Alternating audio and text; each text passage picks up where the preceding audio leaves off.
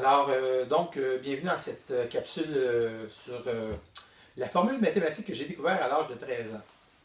Alors, j'ai découvert cette formule-là de moi-même et dans mon livre, j'ai écrit que c'était le théorème de la brèche, mais j'ai finalement eu une petite déception parce que j'ai un frère qui est ingénieur et qui a fouillé rapidement avec l'Internet et m'a dit que la fameuse formule mathématique que vous venez de voir, c'est une formule qui existait dans le temps de Babylone.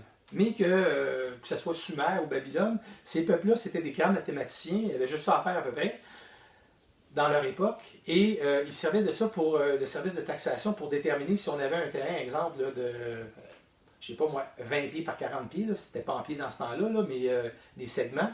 Mais est-ce que si on voulait arriver à faire des comparaisons, ben, exemple, 2 fois 4, c'est égal à 9 moins 1. Donc, ce qui est innovateur, par exemple, et que je réenchéris, c'est que cette formule mathématique-là, moi, je donne une application en génétique. Et que si on dit A fois B, c'est plutôt X et Y, et que c'est donc la moitié, c'est 43 chromosomes que l'homme porte en lui, dans ses gamètes, et la femme, c'est 43 chromosomes, pour combiner, pour avoir un être de 86 chromosomes, donc dans la chaîne d'ADN. Alors là, ça devient le théorème de la multiplication en génétique appliquée. Et là, à ce moment-là, ce que ça veut dire, c'est que quand on multiplie A fois B, c'est finalement on croise des gènes, c'est la même chose. Sur les gènes, sur les listes d'ADN, il y a des gènes qui sont similaires, puis il y a des gènes qui sont différents, puis il y a des gènes qui sont dominants, donc qui sont récessifs. Alors, la nouvelle innovation, c'est un pléonasme, parce que nouveau deux fois, c'est simplement pour dire que les enfants qu'on va avoir vont être une composition, donc, d'un appariement de gènes, et les gènes qui sont similaires vont être augmentés donc au carré dans leur moyenne, et les gènes qui sont différents ou dominants et récessifs, eux autres vont être diminués, mais seulement la moitié au carré. Alors, quand vous avez une meute de loups, vous avez toujours un mâle qui est alpha, qui est le plus fort, et ils se battent ensemble pour savoir qui va être le chef de la meute. Alors, c'est évident que le mâle va s'accoupler avec la femelle qui est la plus saine, qui est la plus en forme, si on veut. Et c'est pour ça qu'à travers les temps, la race des loups, c'est une race qui va augmenter la qualité génétique, donc, de la composition de l'animal, parce que les gènes qui sont récessifs ou qui sont moins importants, qui sont moins forts, eux autres, à la longue, ils sont éliminés. Donc, on a à peu près la même chose qui se produit dans la race humaine, sauf que comme les croisements se font d'une façon totalement variée, ben là, on arrive à toutes sortes de combinaisons, qui font des très belles combinaisons d'ailleurs. Alors, c'est sûr et certain que l'origine des races, c'est une autre chose, parce que là, il y a comme la race noire, la race blanche, la race jaune, les Caucases, les Européens, etc., les Indiens.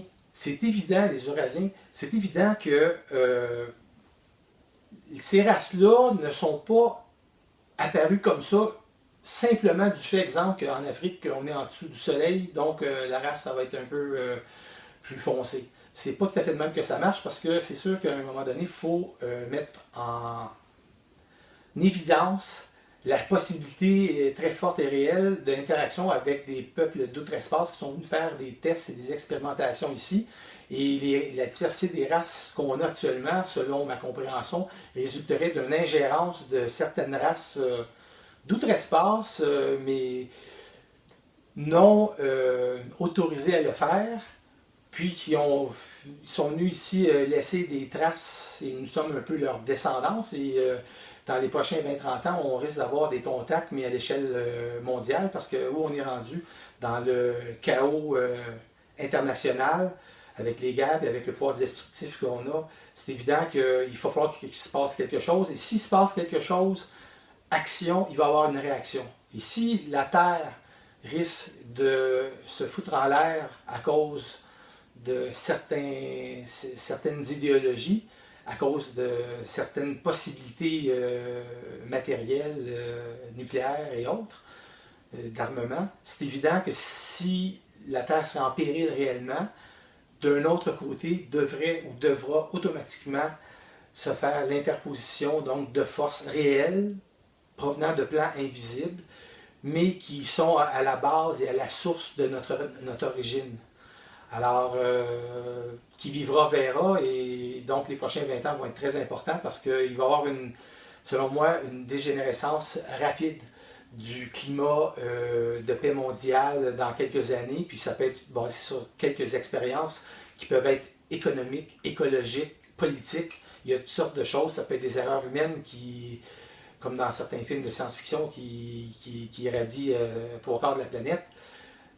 On fait des manipulations génétiques, on ne comprend pas tout à fait exactement qu'est-ce qui se passe, et pourtant on fait des tests, puis c'est pas dans des vases clos, donc on va subir les conséquences donc, de nos actions à long terme. En premier, on va simplement voir comment on peut la prouver de façon géométrique. Alors, la loi dit que A fois B, donc n'importe quel deux nombres avec des chiffres invariables, avec des décimales, avec le nombre pi, ça fonctionne.